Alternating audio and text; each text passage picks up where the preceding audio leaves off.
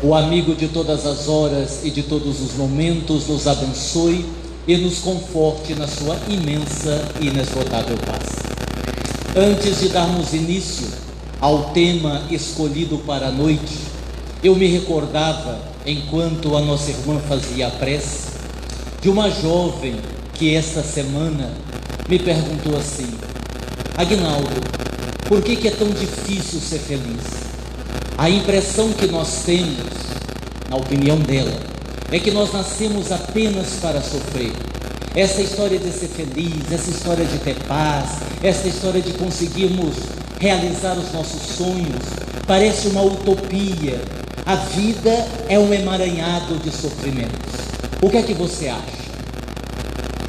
E eu me lembrei, na ocasião, de uma velha história, bem antiga, de uma loja que foi inaugurada na cidade de Nova York, nos Estados Unidos. Uma loja diferente, porque trata-se de uma loja, se alguém inclusive quiser ir visitar, que vende maridos.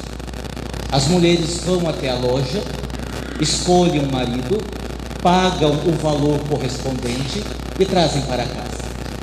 Naturalmente, esta loja tem algumas regras, que é bom que vocês saibam. A loja tem 6 andares, e à medida que os andares vão subindo, as qualidades dos maridos vão melhorando, e naturalmente o preço também vai se elevando. A regra são 2. Primeiro, nenhuma mulher pode visitar a loja por uma segunda vez. Quem foi, foi. Quem comprou, comprou. Quem não comprou, não compra mais. Essa é uma regra. A segunda regra é que, como a loja tem 6 andares, à medida que você decide ir para o andar de cima, você não pode voltar e comprar o marido do andar de baixo.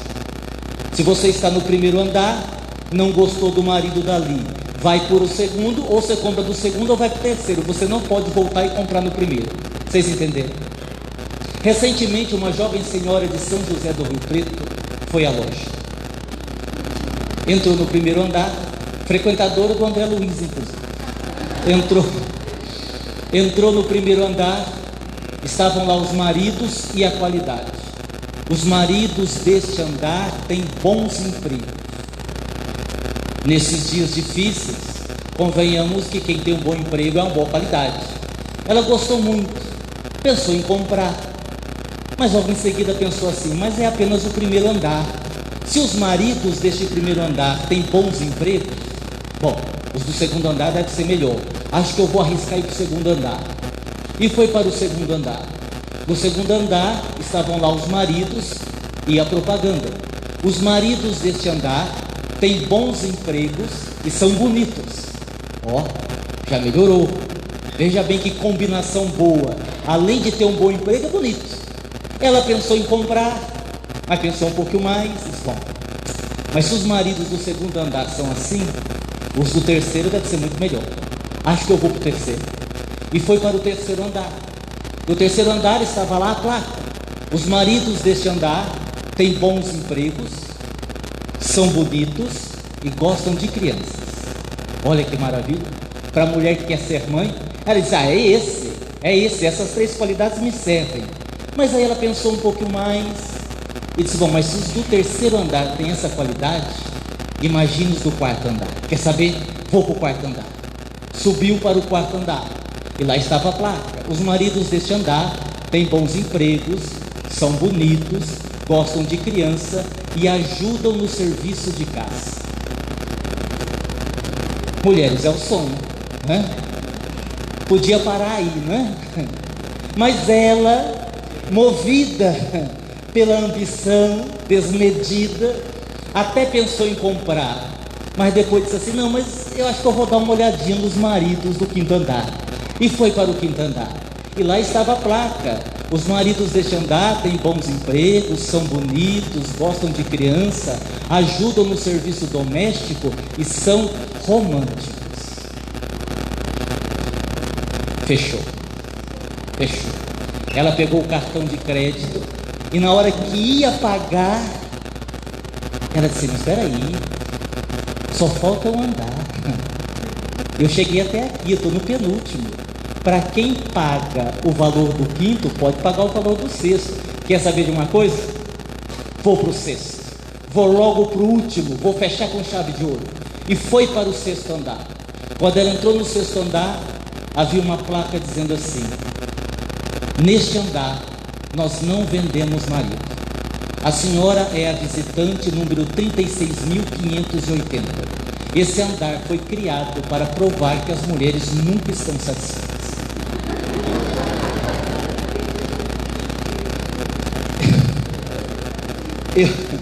Eu não sei se as mulheres são assim, mas trazendo a brincadeira para um lado sério, eu contei essa história para a moça que falou isso, que me perguntou isso, para dizer o seguinte: na vida, quase sempre, nós não sabemos valorizar o que nós temos.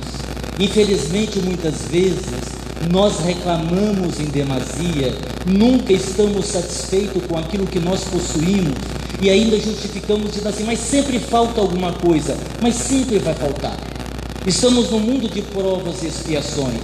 O Espiritismo nos faz entender que as nossas reencarnações passadas foram extremamente complicadas, difíceis, com muitos tropeços, e a misericórdia divina nos permitiu uma nova encarnação para evoluirmos, sim, mas também para resgatarmos os débitos do passado.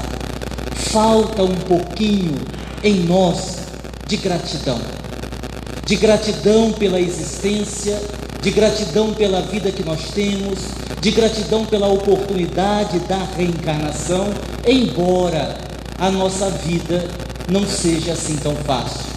E não é que ela não seja fácil porque Deus quer que ela não seja. Ela não é fácil porque nós permitimos que isso acontecesse. Eu me recordo, para dar um exemplo pessoal, nós temos lá na nossa casa um atendimento de cirurgia espiritual, que nós trabalhamos com o Dr. Klaus há mais de 14 anos. E nesses 14 anos, eu nunca cheguei atrasado, porque eu sou muito rigoroso com o horário, e sei que ele também é. Entretanto, nesses 14 anos, houve um dia que eu me atrasei, 5 minutos. E quando eu entrei na sala, o Espírito me olhou e disse: o senhor está atrasado. E naquele momento eu senti assim, um pouquinho de raiva, não muito, só um pouco de raiva, e pensei assim comigo: mas meu Deus, tantos anos trabalhando, só porque um dia eu chego 5 minutos atrasado. E eu disse assim: doutor Klaus, o senhor está chamando a minha atenção por causa de 5 minutos atrasado? Ele disse: não, estou chamando a atenção pelo atraso de 400 anos na sua evolução. E aí eu lembrei de vocês aqui de Rio Preto, porque se eu que sou de Votuporanga estou 400 anos, imagine vocês aqui, né? Então, brincadeiras à parte, todos nós estamos atrasados com a nossa evolução. Isso faz com que a nossa vida se torne difícil, mas ainda assim vale a pena.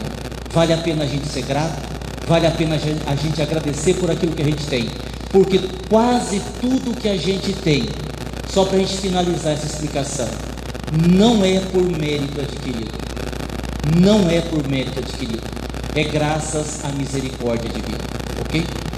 Bom, vamos para o nosso tema. Hoje nós vamos falar de saúde e espiritualidade, mitos e verdade. Vamos falar um pouquinho do plano espiritual, um pouquinho da nossa saúde, e nós montamos esse tema com base no livro Evoluir dá Trabalho, e Se Eu Não Quiser, e no livro da Dona Benedita Pimentel, Em Nome de Jesus. Os dois livros estão ali na frente. Uma reflexão em torno da nossa saúde, em torno da espiritualidade. Inclusive,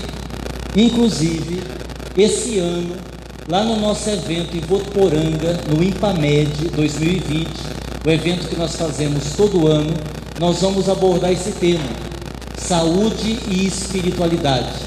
São 3 dias de estudo. Esse ano com os oradores Lindomar Coutinho, Eliana Matos, Naum Castro, Lindomar de Ilhéus, Ileana de Ilhéus, Naum Castro de Salvador, André Siqueira de Brasília e Agnaldo Paviani, com a apresentação musical do Alan Vilches e da banda Bênção de Paz, também de São Paulo. As inscrições a partir do dia 1 de abril, pelo site da nossa editora, www.editorasintonia.com.br. Então, quando você entrar lá no dia 1º de abril, você poderá fazer a inscrição para participar desse evento, que terá como tema central saúde e espiritualidade. Evidentemente, nós falamos aqui de uma saúde integral. Então, a proposta da nossa reflexão da noite é tentarmos entender o que é mito e o que é verdade a respeito de saúde e a respeito de espiritualidade. Então, nós temos aqui a primeira frase: morte significa libertação. E aí? Isso aí é mito ou é verdade? O que vocês acham? Mito ou verdade?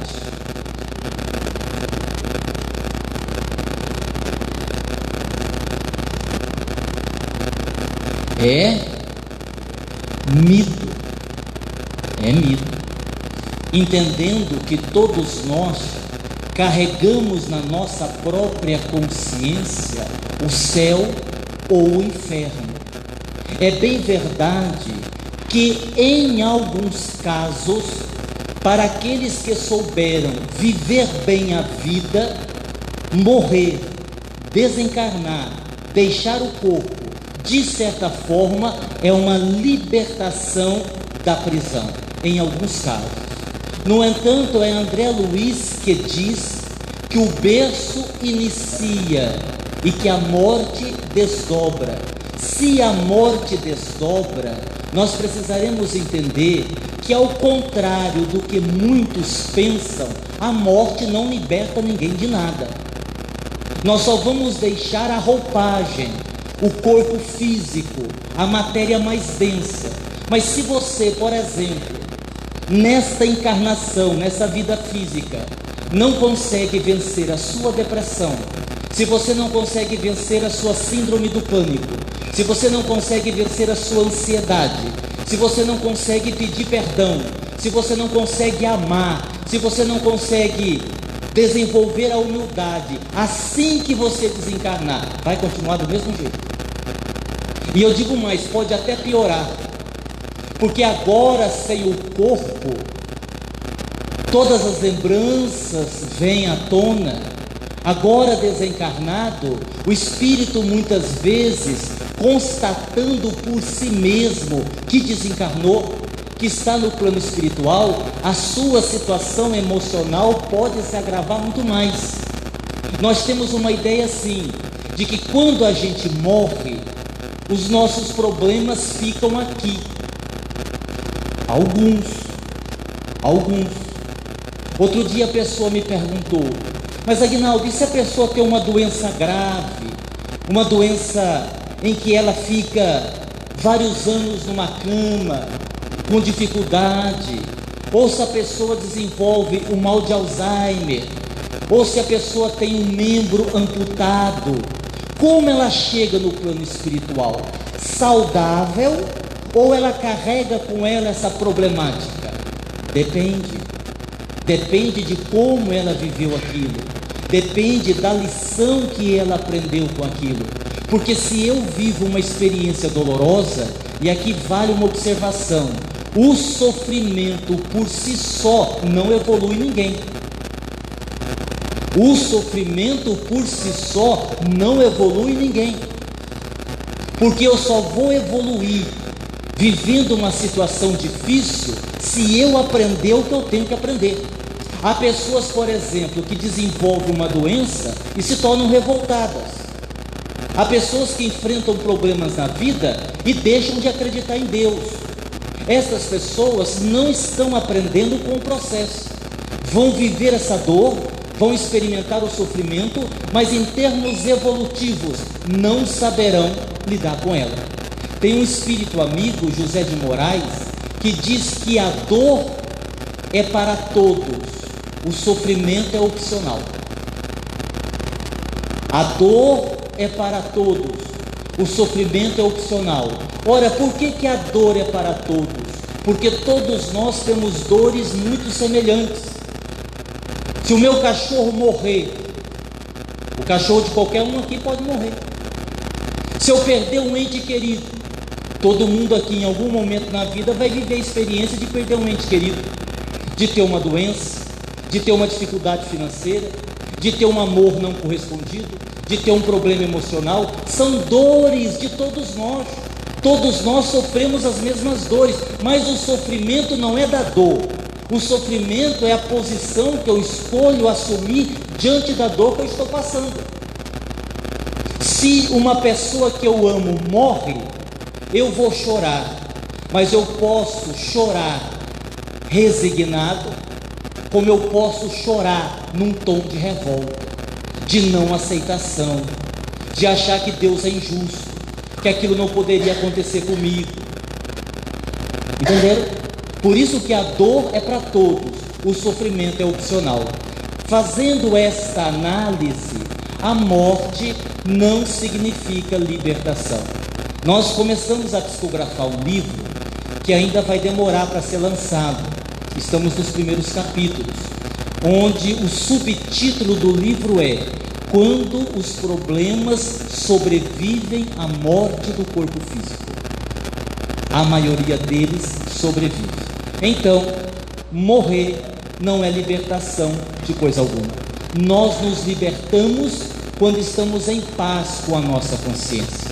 E isso está muito bem explicado no livro Céu e Inferno, de Allan Kardec, quando ele explica que o inferno não é um local demarcado, não é uma área onde as pessoas vão ser colocadas ali para sofrer, e nem o céu é uma situação onde os anjos vão nos conduzir porque nós somos bons. São estados de consciência. Tem pessoas que mesmo estando aqui encarnadas já vivem o céu, e tem pessoas que antes de morrer já estão vivendo o inferno. Vocês entenderam? Ah, Guilherme, mas tem problema que não dá para resolver. Dá para resolver. É que às vezes você está focado no lado errado do problema. Vou dar um exemplo. Um rapaz tinha consulta marcada no consultório de terapia. Não era no meu, não. Ele ligou na segunda-feira para a secretária. A consulta dele era na terça. Ele disse: olha, meu bem, eu queria desmarcar a minha consulta. Eu não vou poder ir nessa terça. E a secretária disse assim: eu sinto muito, mas aqui a gente só desmarca 3 dias antes. Se o senhor desmarcar amanhã, o senhor pode desmarcar, mas o senhor vai ter que pagar. Sim, mas eu não posso ir. Mas é problema do senhor. Nós só desmarcamos com 3 dias de antecedência. O senhor está desmarcando com 1 dia, o senhor vai ter que pagar. Diz: poxa, mas vem cá, e você tem jeito de remarcar então? Sim, temos. O senhor quer remarcar para quando? Então remarca para sexta-feira. Pois não, remarcado. Remarcou? Remarquei. Para quando? Para sexta. Agora desmarca. Tudo tem jeito, certo? É só você saber fazer. O que mais? Vamos lá. Existem doenças, estamos falando de saúde e de espiritualidade. Existem doenças que são sustentadas ou mantidas pelos nossos padrões vibratórios. Mito ou verdade? Verdade, a mais pura verdade. Mais da metade das nossas dores físicas tem a ver com o nosso emocional, tem a ver com o nosso psicológico, por incrível que pareça. Ainda bem que hoje nós temos, e está crescendo, as chamadas terapias alternativas, que vem cuidar da gente de uma forma mais profunda, corpo, mente e espírito. Um amigo meu me contou de uma pessoa que estava ficando surda, fisicamente falando, estava perdendo a audição, e quando ela foi fazer um tratamento espiritual, os médios perceberam uma quantidade de fluido nos 2 ouvidos, como se fossem 2 tampões, como se fosse um fone de ouvido que essa meninada usa hoje em dia. Na parte espiritual, o que era? O indivíduo se negava tanto a ouvir conselhos, a ouvir orientação, ele estava sempre certo, ele nunca errava, todo o conselho que era dado a ele não servia. De tal forma ele negava a se ouvir a verdade, que isso criou um volume fluídico no seu ouvido que estava gerando a surdez. Certo? Também não é só isso. A gente sabe que muita coisa a gente traz de encarnação passada. Eu me lembro que alguns anos atrás, há uns 10, 12 anos atrás, eu decidi aprender a nadar. Era uma frustração que eu tinha. Quando eu era criança, eu assistia o desenho do Aquaman. Vocês lembram do Aquaman? Ah, ainda bem que vocês lembram, né? Ainda bem que vocês não, eu ia me sentir velho aqui, né? Eu adorava o Aquaman, né? Ele ficava lá viajando no cavalo marinho. Lembra que tinha um cavalo marinho? E eu sempre tive medo de água, não consegui nadar. Aí eu comecei a levar meus filhos para aprender a nadar. Eu disse assim, bom, eu tenho que ficar esperando, vou aprender também junto com eles. Assim, foi uma catástrofe, foi assim, uma certa tragédia, porque eu não aprendia, era uma coisa horrorosa. É interessante que eu fiquei um ano mais ou menos para aprender, e não sei porquê, os funcionários foram pedindo as contas, eu ia repassando o professor, eu não sei o que acontecia. Logo que eu comecei a aprender a nadar, eu lembro que os meus filhos iam todos metidos assim, ó meu pai, tá indo comigo, ó meu pai, está aprendendo a nadar com a gente. Depois de 6 meses, eles diziam assim, pai, deixa a gente ir para frente, vai para trás. Bom, aprendi. Olha como são as coisas, né? Agora não estou falando mais do emocional, estou espichando um pouco o assunto. Mas eu desenvolvi um problema. Eu entrava na água, meu nariz entupia, a ponto de eu não conseguir respirar. Aí eu ficava 3 dias à base de Afrin, pingando remédio para desentupir o nariz. Não dormia de noite, um horror. Aí melhorava, ficava bom. Quando eu entrava na água de novo, a mesma coisa. Aí fui ao médico, experimentamos se era alergia do produto da água, não era. Aí fizemos um teste, porque a piscina era coberta, poderia nadar na piscina aberta, não era. E ficou aquela vida e tentando, até que um amigo disse assim, isto pode ser de ordem emocional. Existe uma coisa chamada ressonância vibratória.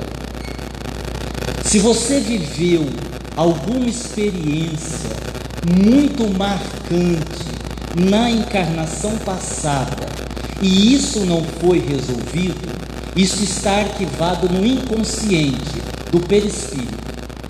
E quando você vive hoje uma situação semelhante, por uma ressonância vibratória, você tem sintomas físicos de uma ação moral ou espiritual.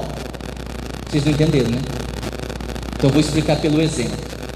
Eu fiz uma regressão e no ano de 1856, com 13 anos, eu caí dentro de um rio, num rio afogado. E o registro ficou do afogamento, do desespero, de estar se afogando. Aquilo não foi vencido, ficou arquivado no inconsciente. À medida que eu entrava na água, o que acontecia? Uma ressonância vibratória com uma experiência traumática vivida na encarnação passada. Pum, nariz entupido. E aí, com a regressão, nós conseguimos resolver. Então, é uma grande verdade. As questões emocionais, as questões da infância, as questões de reencarnação passada, os traumas que não foram superados, os medos que não foram superados, todas essas situações, elas estão presentes no nosso inconsciente. E isso não é só o espiritismo que diz. Se você for estudar Freud, se você for estudar Jung, eles vão dizer a mesma coisa. Então, é verdade. Existem doenças que são sustentadas ou mantidas pelos nossos padrões vibratórios. Em termos de tratamento espiritual, são semelhantes? Não havendo diferença, são semelhantes, não havendo diferença de um centro para o outro. Vou explicar a frase, está um pouco confusa. Se você está precisando de um tratamento espiritual, não importa o centro que você vá, os tratamentos são todos iguais. Isso é verdade ou é mito?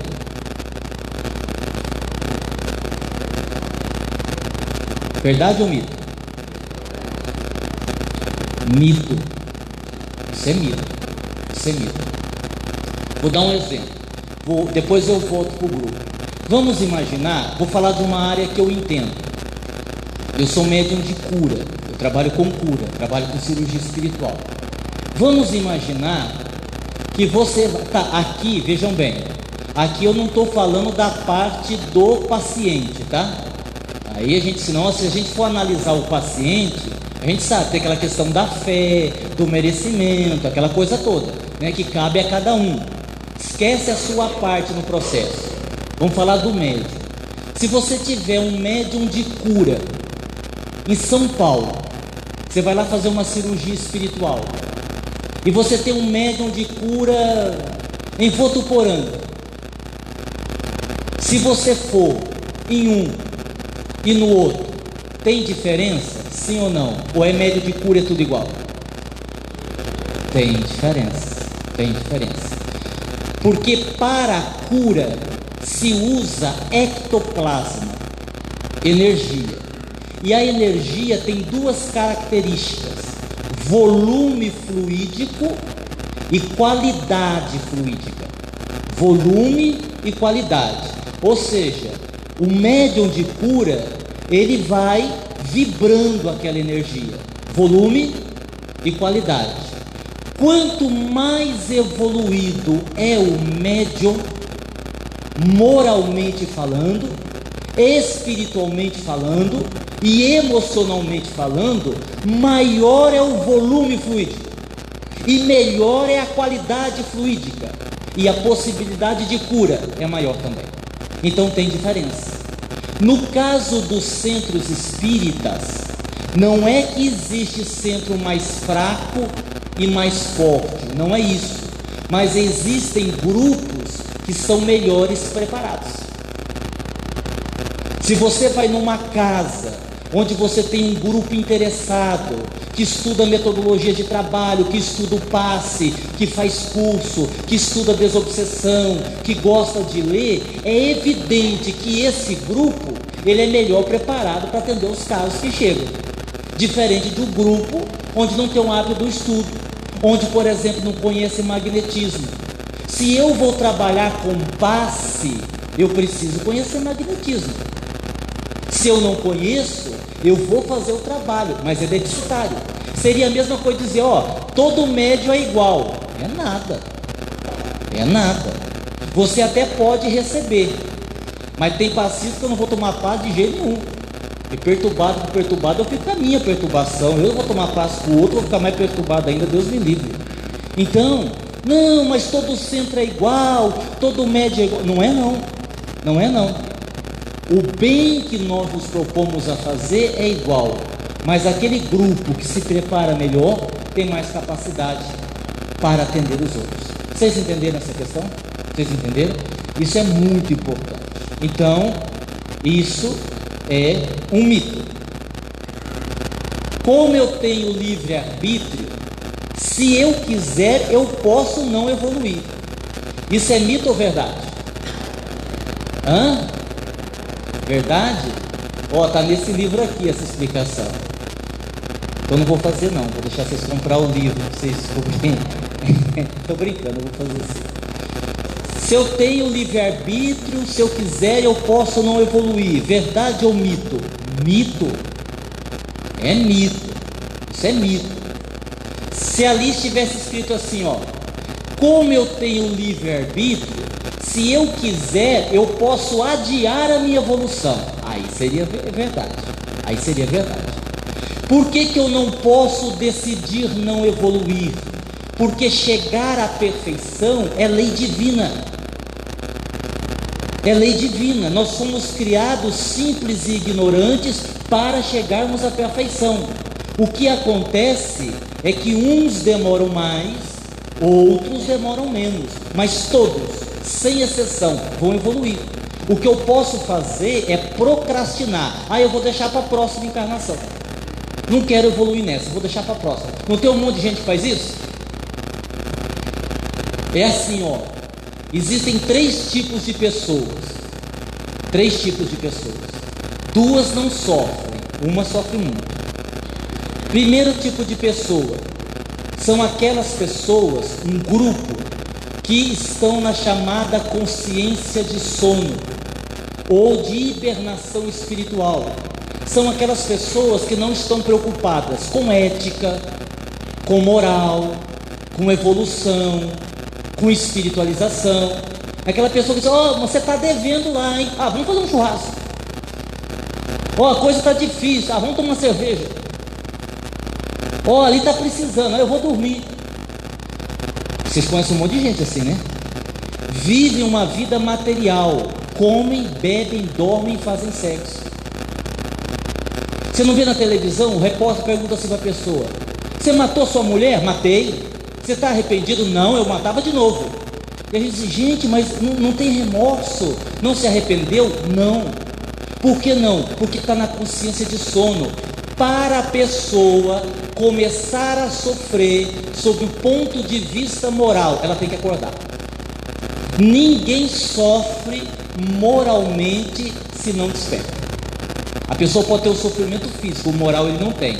Então existe um monte de pessoa que está na consciência de sono, tanto faz como tanto fez. Existe um número pequeno de pessoas que está na outra ponta, que são aqueles que têm a consciência desperta ou a consciência iluminada, aquelas pessoas que já transcenderam um Chico Xavier, uma Irmã Dulce, uma Madre Teresa de Calcutá, espíritos que têm uma consciência desperta. E aí sobra quem? Nós, que estamos aonde? Em nenhum dos dois. A gente já não está mais no primeiro, porque todos nós aqui estamos com a consciência desperta, mas ainda não estamos no segundo, no terceiro. Então a gente está transitando. Por isso que nós temos tantas crises, por isso que nós temos conflitos. A gente já não é mais mal, não queremos o mal, mas não temos força para ser bom. Não é assim? E aí o que acontece nessa brincadeira? Tem semana que você ama todo mundo. Tem semana que, se puder, você matava meia dúzia. Não é assim? Tem semana que você quer trabalhar para Jesus. Tem semana que a tua vontade é chutar o pau da barraca. Nós vivemos altos e baixos, é natural. Profissionalmente, eu sou psicanalista e psicoterapeuta. E eu digo para os meus clientes, quando eles começam a terapia, e um pouco tempo depois, dizem: não, mas eu estou com muito conflito. Eu disse: que bom, porque todo conflito antecede a mudança. Quem não tem conflito não muda. Por quê? Porque não está preocupado. Então, ó, não tem jeito, vai doer, viu? Vai doer mesmo. Aguente aí. Sim? Então, eu não posso deixar de evoluir. Eu posso procrastinar, mas em algum momento eu tenho que retomar a evolução, porque é lei divina. Se na vida muita coisa dá errada por consequência da nossa infância, é uma teoria freudiana, equivale dizer que a culpa é dos nossos pais. Mito ou verdade?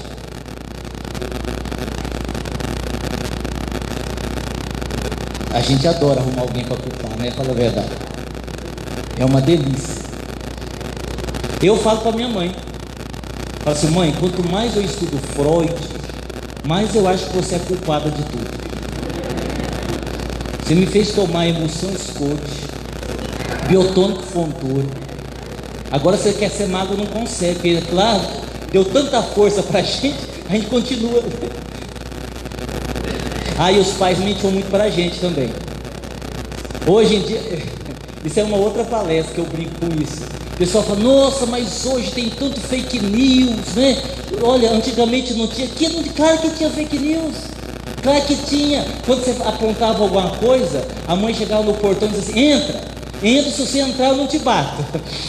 Fake news puro, depois você apanhar igual um condenado, só. Vai falar que fake news é novidade? Sempre teve, né? É mito, claro que é mito. Vamos lá. Sim, é verdade. Se eu não fui uma criança amada, se eu tive uma mãe complicada, se eu tive um pai ausente, se eu sofri bullying na infância, e aquilo não foi bem cuidado pela família, isso vai ter repercussão na idade adulta. Isso é fato. Aí você tem as projeções, você tem os padrões que você copia, isso é fato. Mas a gente não pode esquecer de duas coisas, ó. Por esses dois motivos aqui, que a culpa não é dos seus pais. Primeira, Deus não erra, sua família é a sua. Ah, então, mas eu queria ter nascido em outra família, tivesse sido melhor. É o que tinha para você. Porque, ó, quando o espírito vai reencarnar, é assim, funciona a lei do mérito. Ah, ó, você vai reencarnar. Então, mas eu queria reencarnar na Europa. Aí então o anjo da guarda diz assim: ó, meu filho, pela porcaria que foi sua encarnação passada, é no Brasil, na favela do Rio de Janeiro, né? Sua mãe vai ser a Anitta. Não, pelo amor de Deus, ó, se quiser assim, se não quiser, você entendeu? Os espíritos mais evoluídos, os espíritos que têm méritos, eles podem escolher o corpo, a família, toda a programação reencarnatória é feita com muito cuidado, isso é fato. Mas para a maioria de nós que não temos mérito, nós vamos reencarnar na família dos espíritos que nós temos débitos de encarnação passada. Ninguém tem um pai alcoólatra por acaso. Ninguém é abandonado pela mãe por acaso. Então pense o seguinte: não odeie a sua família, a família que você precisava. Por quê? Porque é a sua. São os espíritos vinculados a você. São os espíritos muitas vezes que você tem débito. Então Deus não erra. E o segundo motivo: qualquer um pode vencer os seus traumas e ser uma pessoa melhor. Qualquer um pode. Ah, mas se eu não tiver conta, paga uma terapia. Ah, beleza. Terapia faz bem, vocês não imaginam quanto. E você consegue vencer os traumas. Então, é mito. A culpa não é dos pais. Embora, claro, como educadores, como pai, como mãe, nós assumimos a responsabilidade indireta por aquilo que vier a acontecer com os nossos filhos. Isso está claro na doutrina espírita. Embora nós não tenhamos o direito de culpar os nossos pais, nós como pais, se falhamos na educação, teremos que responder por isso. Isso é questão do Livro dos Espíritos. O maior empecilho para curarmos os nossos problemas psíquicos somos nós mesmos. Mito ou verdade? Verdade pura. Verdade pura. Vou dar um exemplo para vocês. Eu tinha um hábito, não tenho mais, perdi. Eu tenho alguns livros que são de autoajuda.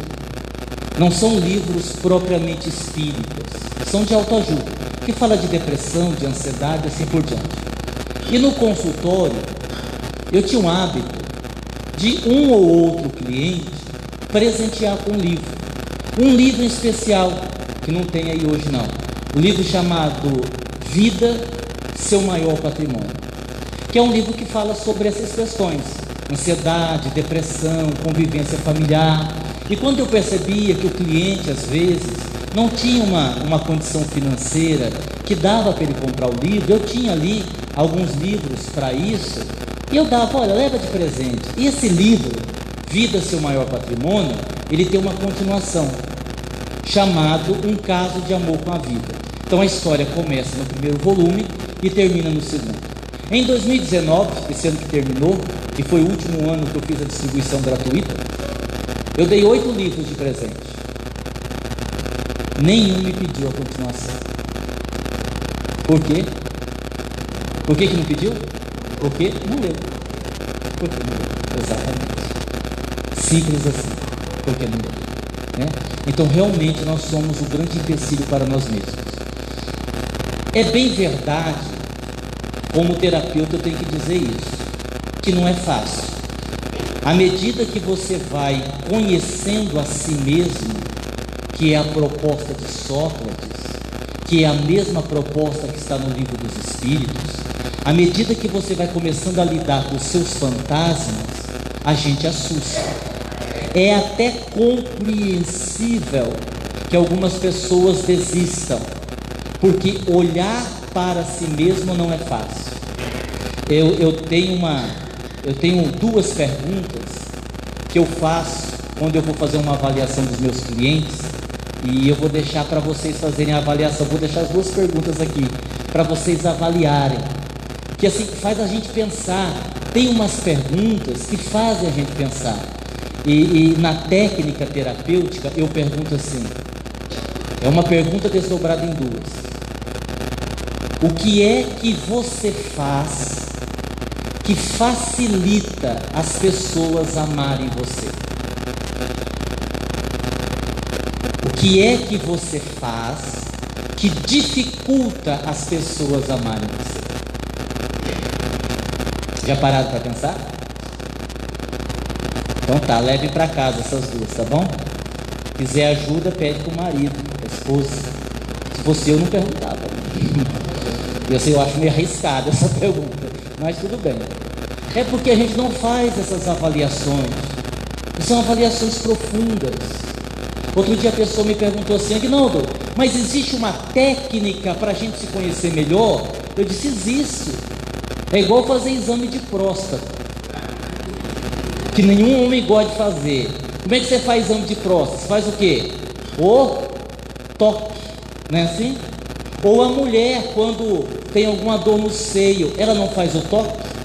Pois é, para evoluir, eu tenho que tocar a minha alma, eu tenho que me tocar, eu tenho que me perceber, eu tenho que tentar entender por que eu melhorei nisso, por que eu não melhorei nisso, por que aqui eu só melhorei um pouco, o que eu penso, o que eu faço com aquilo que eu penso, o que eu sinto, o que eu faço a partir daquilo que eu sinto, para onde eu estou caminhando, qual o meu objetivo de vida, onde é que eu quero chegar. Isso é o toque. Eu vou tocando a minha alma e vou descobrindo como é que eu estou caminhando. Esse é o processo evolutivo. E aí não existe mágica, não existe um segredo, é um processo. É um processo ao qual todos nós deveríamos nos submeter. Muito bem. Isso aqui eu já respondi. Eu só começo a sofrer moralmente quando tomo consciência dos meus erros. Mito ou verdade? Verdade, eu expliquei agora há pouco. O caminho do meio é o caminho da saúde plena. Mito ou verdade? Mito ou verdade? Verdade. O caminho do meio é uma proposta de Buda. Os extremos sempre são desastrosos. Se você não trabalha profissionalmente, provavelmente você vai perder a sua família. Sim? Só que se você trabalhar demais, você também vai. Caminho do meio. Outro dia eu disse assim para uma amiga minha: olha, cuidado, hein? Você está indo para um caminho perigoso. Ela me olhou assustada e disse assim: você está louco? Eu me cuido. Eu vou 6 vezes por semana na academia. Eu disse: pois é, por isso mesmo. Mas isso não é saúde? Eu digo: não, é neurose. Neurose. Ninguém que está bem emocionalmente vai na academia 6 vezes por semana, concordam? Porque não é um caminho equilibrado. No caso específico dela, é uma pessoa que não consegue lidar com o envelhecimento, não consegue lidar com o fato de que o tempo está passando, ela está envelhecendo. Então há intimamente uma neurose, isso é um problema, uma necessidade de estar sempre bela, com o corpo perfeito, aquela coisa toda. Caminho do meio. Um extremo é perigoso, o outro extremo também é perigoso. Vocês entenderam? É igual a pessoa que só pensa em sexo, é doença. Aí outro dia eu falei isso numa palestra, a mulher falou assim: ai, graças a Deus eu nunca penso. Então você está pior. Ela achou que estava em vantagem. Tá nada. Ué, é o extremo. Como assim eu nunca penso? Tem alguma coisa de errado. Tá, se você já viveu a sua vida, se você já está na terceira idade, se você está afim mais de amar, de compartilhar, e o sexo não é tão importante, beleza, tudo certo. Mas se você tem uma certa juventude e para você o sexo não tem importância nenhuma, deve ter algum trauma ali, deve ter algum problema, extremos. Então é verdade, O caminho do meio é o caminho da saúde plena. Quando somos muito teimosos e erramos muito, o nosso anjo de guarda nos abandona. Mito ou verdade? Mito ou verdade? Mito, é mito. O nosso anjo da guarda nunca nos abandona. A questão é o desenho do Pluto. Como é que chamava aquele cachorro? Pluto mesmo, né? Lembra que tem um anjinho, o diabinho? Quando eu teimo no erro, quando eu sou, digamos assim, desobediente, eu fecho o meu ouvido para aquilo que o anjo da guarda está me dizendo. Mas todos nós teremos a boa intuição. Todos nós. Agora a gente precisa entender o que é nosso e o que não é nosso. Outro dia uma mulher disse assim para mim: seu Aguinaldo, o senhor precisa me ensinar a orar, porque eu devo estar orando errado. Eu falei: mas por que a senhora está orando errado? Nossa, eu tenho rezado tanto para Deus abrir a cabeça do meu filho, mas ele não abre. Isso, minha irmã, isso aí não é papel de Deus, não. Não é que a senhora está orando errado. Deus não tem que abrir a cabeça de ninguém. Nós é que temos que entender a vida, entender como caminhar. Isso não é com Deus. Isso é importante. A gente tem um hábito de tudo jogar para Deus. É preciso perguntar: eu estou fazendo a minha parte? Eu preciso avaliar se eu estou fazendo a minha parte. Não, eu estou fazendo a minha parte. Ok, então você joga para Deus, que Deus resolve o resto. Mas se você não está fazendo a sua parte, não tem jeito das coisas darem certo. Sim? Outro dia eu disse assim para um rapaz, amigo meu, falei: vai lá no centro, tem um tratamento lá, vai ser bom para você. Não, eu vou, tenho muita fé em Deus. Que bom. Aí passou uma semana, eu falei: você não foi? Tinha parente em casa. Outra semana: você não foi? Esqueci. E na outra semana estava chovendo. Você acha que essa pessoa quer? Não, ela não quer. Ela não quer. Eu sou um terapeuta um tanto que estranho. Todo o meu cliente que esquece a terapia, eu peço para a minha secretária não marcar mais. Porque todo cliente que esquece que tinha terapia, não quer fazer terapia. Deve estar indo porque alguém mandou, deve estar indo porque foi ameaçado, deve estar indo porque alguém está pagando, mas querer não quer. Pequenas mentiras não nos prejudicam, podemos contar. Mito ou verdade? Mito. Uma grande rachadura começa com pequenos trincos. Dizem os filósofos que quem conta pequenas mentiras ensaia para as grandes mentiras. Eu não sei se vocês sabem, tem dois tipos de mentira. Numa você tem comprometimento moral e na outra você tem comprometimento psíquico. Quando você mente e sabe que está mentindo, você tem um comprometimento moral. Você está errando, com plena consciência. Quando a pessoa de tanto mentir acredita na própria mentira, você sabe que tem gente que é assim, né? Aí ela tem um comprometimento psíquico. Por quê? Porque ela rompe com a realidade. Ela passa a acreditar na própria mentira que ela conta, como se fosse verdade. Aí a pessoa tem um problema mais sério, ela rompeu com a realidade. Certo? E como é que a gente sabe que a pessoa arrependeu de verdade? Como que a gente sabe? Não ouvi. Quando assume que mentiu e não faz de novo. Porque o arrependimento, ele pode ser circunstancial. Pode ser um arrependimento de momento. Quando é que o arrependimento é verdadeiro? Quando eu compreendo. E se eu compreendo, eu não volto a errar. Então o arrependimento é verdadeiro. Então, pequenas mentiras também são problemáticas. Não contar nunca. Estamos acabando, tá? O tempo também está. Tem coisas na vida que não tem jeito, é mais forte do que nós. Mito ou verdade? Mito, é mito, porque senão Deus errou. Outro dia uma cliente me disse assim: não tem jeito, Aguinaldo, essa depressão é mais forte do que eu vou acabar indo para o sanatório, eu não consigo, vou desistir. E eu disse assim para ela: bom, se a sua depressão é mais forte do que você, quer dizer que Deus errou com você então. Deus falou: vai lá, reencarna, ferra com a sua vida, toma remédio a vida inteira e acaba no hospital psiquiátrico. Eu não gosto de você. Tudo que você vive de ruim, você é capaz de vencer. Porque se você não acreditar nisso, então Deus errou com você. Você pode vencer qualquer coisa que esteja acontecendo na sua vida, sob o ponto de vista psicológico, emocional, espiritual. Você pode vencer. É o que nós colocamos ali embaixo. Se é mais forte que você, então Deus errou. Segundo, há situações que pedem tempo, porque a evolução é gradativa. Não é de uma vez, não é de uma hora para outra. E por último, tem situações em que o problema é a solução.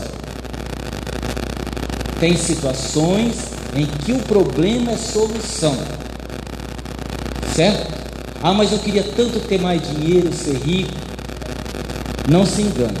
Você já não é grande coisa pobre. Se você fosse rico, estava viajando, já tinha pegado o coronavírus, já estava em quarentena. Então está tudo certo. Penúltimo, Jesus é a nossa maior referência. Mito ou verdade? Verdade, claro. E o último slide: nossa vida é difícil por causa das encarnações passadas. Mito ou verdade? Mito. Tem muita coisa que é por causa da reencarnação passada, mas tem muito problema emocional que é por causa disso aqui, falta de alto amor, que gera carência e submissão. Isso não é encarnação passada. Dificuldade em fechar ciclos, isso gera apego, não é encarnação passada. Não aceitar mudanças, isso gera ansiedade. Rebeldia, que gera depressão. Ausência de um movimento visando o autoconhecimento. E estilo de vida, deixa a vida me levar. Isso aqui é um quadro, é um resumo de situações de hoje que tornam a nossa vida difícil. Algumas situações, sim, nós trazemos do passado, mas a maioria delas é dessa existência. Cabe a nós resolver. Os 2 livros, em nome de Jesus. Evoluir dá trabalho se eu não quiser. Tem uma promoção lá no fundo, se você comprar os dois por 50. Tá legal? Muito obrigado pelo convite, espero que tenham gostado do tema. Muita paz e muito obrigado. Obrigado.